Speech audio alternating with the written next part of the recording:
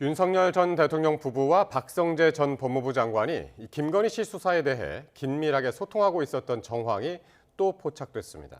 윤 전 대통령이 김 씨는 혐의 없음이 명백하다는 메시지를 보낸 건데 특검은 이번 주 박 전 장관을 다시 불러 추궁할 방침입니다. 권준수 기자입니다.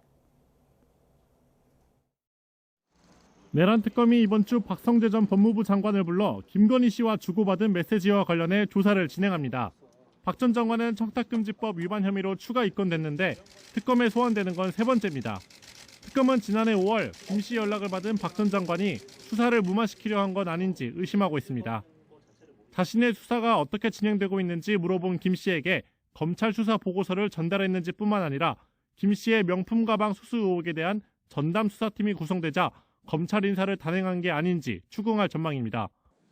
특검은 또 윤 전 대통령이 당시 박 전 장관과 수차례 통화한 것도 노심초사하는 김 씨를 위한 건 아니었는지 살펴볼 거로 보입니다. 실제 윤 전 대통령은 지난해 10월 검찰이 김 씨의 주가 조작 사건을 무혐의 처분했을 무렵 박 전 장관에게 혐의 없음이 명백하다는 메시지를 보냈던 것으로 파악됐습니다. 또 김 씨의 주가 조작 혐의와 관련해 도이치 검찰 수사가 불법 수사임을 한동훈이 알고도 사악한 의도로 2년을 끌었다고 보내며 검찰, 민주당, 언론은 이재명 사법 리스크를 방탄해주고 있다는 내용도 적은 것으로 알려졌습니다. 특검은 이 같은 박 전 장관의 휴대전화 기록을 바탕으로 윤 전 대통령 부부로부터 박 전 장관이 수사 무마 지시를 받았는지 파악해 나갈 것으로 보입니다.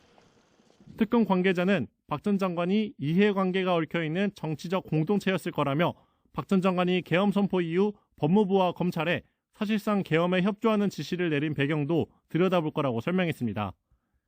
다만 특검은 박 전 장관에 대해선 구속영장을 재청구하기보다 조사를 마치는 대로 최종 기소 여부를 결정할 방침입니다.